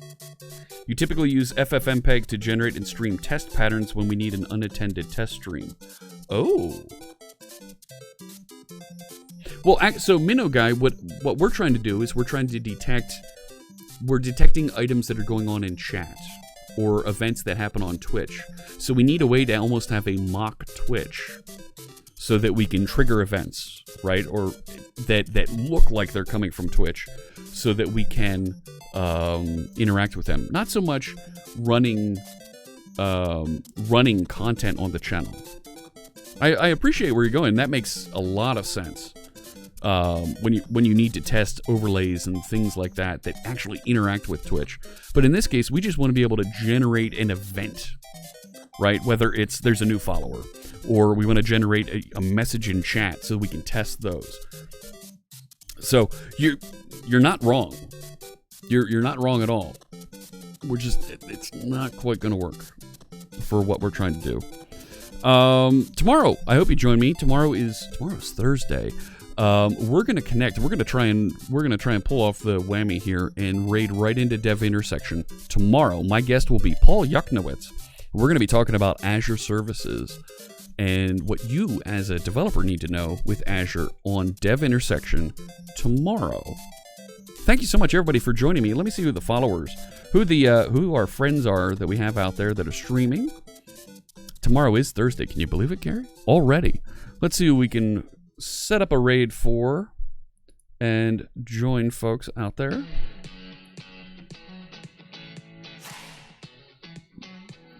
You know who we need to raid? We need to raid Eeny, Meeny, Miny. We haven't raided. Let's raid. Oh, there's the call. Hey, Yanzer, thank you so much for the sub. I appreciate that. And we'll make a donation to St. Jude's Children's Research Hospital. But we're going to set up a raid to Clark.io. He is learning Python right now over there on his channel with our friend Cecil Phillip as well. So thank you so much, everybody, for joining me. I'll be back tomorrow, and we'll be writing some more code. If you're a subscriber, go ahead and copy the first line of code out of... Here, let me flip over here. Look at this. I'm a little ahead of myself. Look at this. Copy the first line of code. Copy it onto your clipboard. If you're not a subscriber, copy this second line of code onto your clipboard. We're going to announce ourselves when we get over to see Brian Clark and Cecil Phillip. Thanks so much. All my videos, just like this one, are going over to YouTube. You'll find them over there in a week or so after they're being released. There's a train of them that are arriving every day. All right. There's the link to the YouTube video. Thank you, Hugo. Friends, I'll see you tomorrow. Get ready to say hello to Brian Clark and Hugo. And Cecil. Take care.